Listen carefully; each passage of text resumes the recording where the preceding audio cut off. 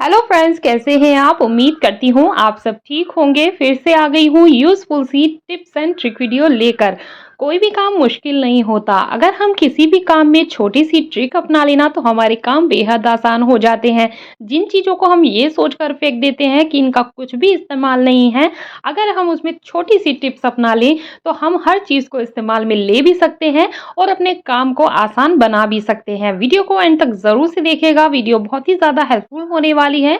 और अगर आप मेरे चैनल पे न्यू हैं तो चैनल को सब्सक्राइब करना बिल्कुल भी मत भूलिएगा। तो बिना देरी करे वीडियो को स्टार्ट कर लेते हैं।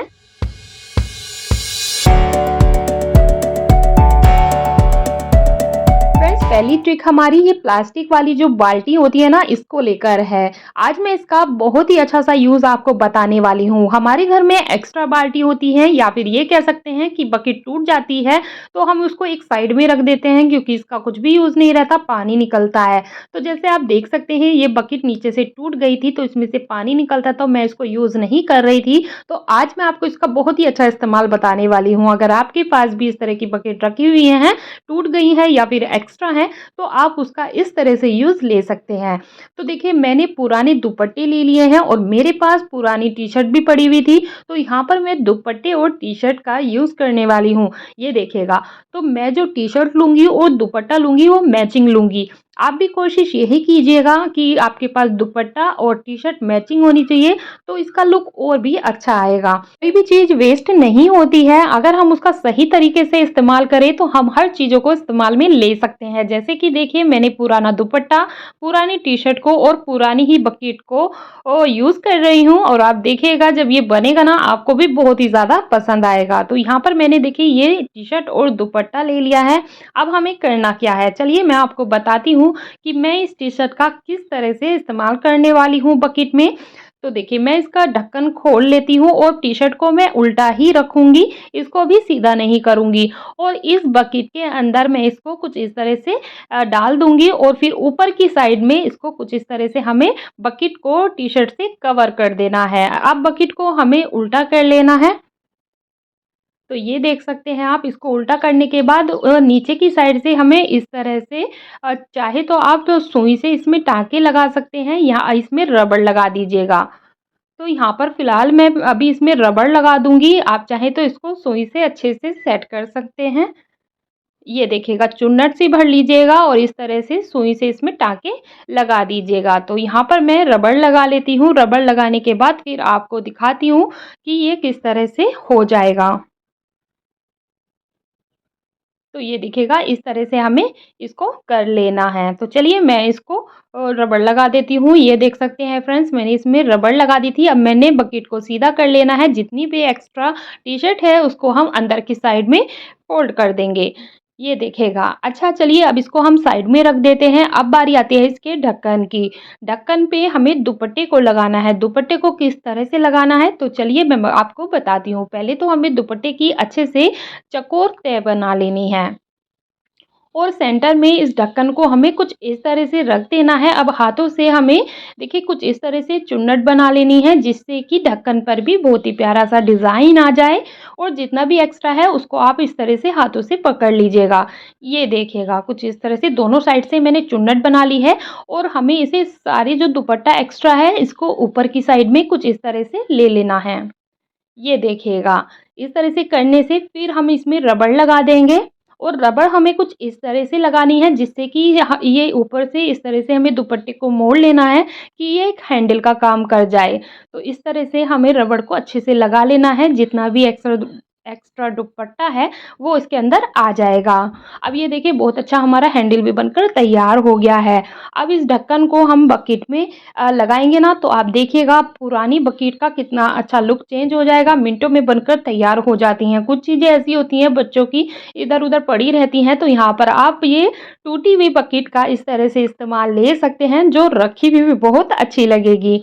तो मैंने इसमें सामान भर दिया है, अब मैं ढक्कन लगा दूँगी और अब आप देखिएगा पुरानी बकेट का लुक एकदम चेंज हो गया। आप आप स्क्रीन पे ऊपर देख सकते हैं, अगर हम बकेट को कुछ इस तरह से रखते हैं तो बिल्कुल भी अच्छी नहीं लगती। लेकिन अगर हम इसमें छोटी-सी ट्रिक अपनाते हैं तो ये देख सकते हैं रखी हुई भी बहुत अच्छी लगती है और काफ़ी सारा सामान इसमें आ जाता है। तो फ्रेंड्स आप भी इसको ज़रूर से ट्राई कीजिएगा। चलिए फ्रेंड्स अब देख लेते हैं अगली यूज़फुल ट्रिक। मैंने कचौरी बनाई थी तो कचौरी किसी वजह से फट गई थी तो जितना भी उसमें फिलिंग थी वो ऑयल में आ गई थी और आप देख सकते हैं जल-जल कर ऑयल काला पड़ गया है। अगर मैं इसको इस छन्नी से छानती हूँ तो बिल्कुल भी साफ-सुथरा ऑयल नहीं छनेगा। आप देख सकते हैं कितना ज़्यादा ये काला हो गया है, तो मैं इसको किससे छानने वाली हूँ। ये देखिएगा फ्रेंड्स यहाँ पर मैं टिश्यू पेपर का यूज़ करने वाली हूँ। कोई सा भी टिश्यू पेपर आपके पास रखा हुआ है, आप उसका इस्तेमाल कर सकते हैं।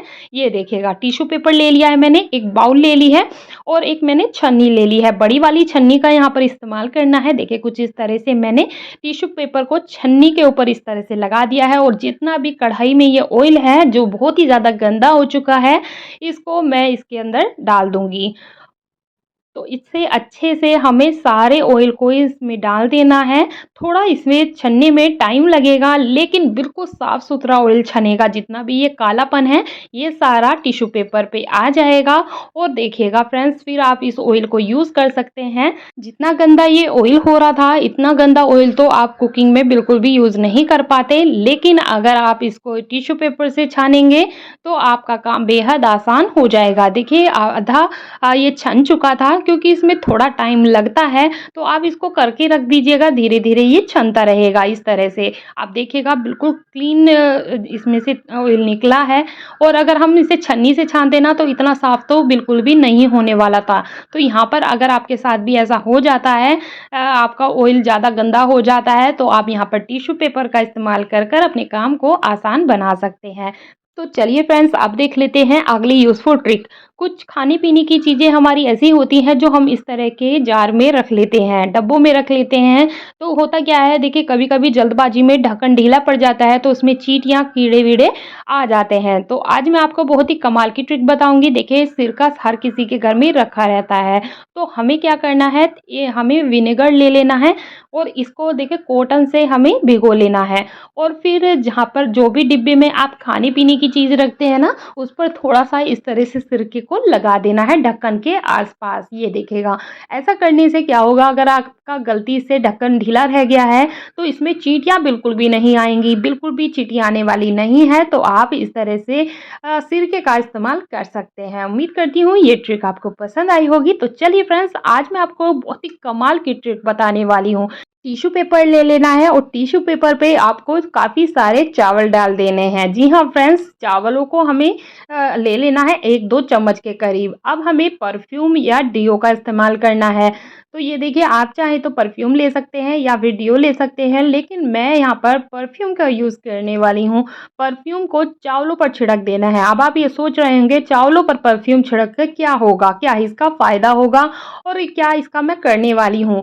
तो फिलहाल देखते रहिएगा, बहुत ही यूज़ की चीज़ बनने वाली है। तो अब हमें टिश्यू पेपर को इस तरह से फ़ोल्ड कर देना है और फिर इसमें इलास्टिक लगा देनी है जिससे कि ये ना खुले। अब आप सोच रहे होंगे कि मैं इसको कहाँ पर इस्तेमाल करने वाली हूँ, बहुत ही अच्छी जगह इसको इस्तेमाल करने वाली हूँ।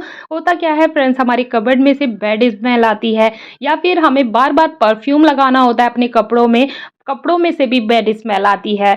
तो देखिए कुछ इस तरह से कबर्ड में रखे रहते हैं ना, तो उसमें से स्मेल ना आए तो आप इस तरह से चावल पे परफ्यूम लगाकर टिश्यू पेपर में भरकर रखेंगे ना, तो जब भी आप कबर्ड खोलेंगे ना बहुत ही अच्छी खुशबू आएगी और आपके कपड़ों में से भी बहुत ही अच्छी खुशबू आने वाली है।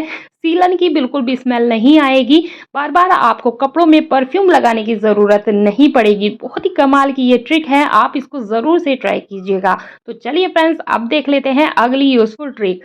जब हम यहाँ पर बुक्स पे टेप का इस्तेमाल करते हैं तो गलती से हमारे से क्या गड़बड़ हो जाती है, चलिए मैं आपको बताती हूँ। देखिए हमने टेप लगा ली, हमसे हुआ कि टेप हमारे से सही से नहीं लगी तो हम यही करते हैं ना, तो इसको उतार देते हैं। उतारने की वजह से क्या होता है हमारी जो बुक्स हैं वो ख़राब हो जाती है। देखिए इस तरह से टेप पर ये कागज़ आ जाता है, तो ये तरीका बिल्कुल भी सही नहीं है। टेप को बुक्स पे से या किसी भी चीज़ पर, डब्बे पर भी लगा रहे हैं इसको हटाने का तरीका मैं आपको बताती हूँ। देखिए मैंने टेप लगा दी है, तो आप इसको इस तरह से मत खींचिएगा जैसे मैंने आपको पहले खींच के बताया था। आपको दोनों साइड से इस तरह से टेप को पकड़ लेना है और बस इस तरह से खींच देना है। देखिए टेप भी खराब नहीं हुई और जो आपका पेपर है वो भी खराब नहीं होगा। अगर आप डब्बे पे भी लगा रहे हैं वो भी खराब नहीं होगा। बहुत ही छोटी-सी ट्रिक है लेकिन बहुत ही काम की।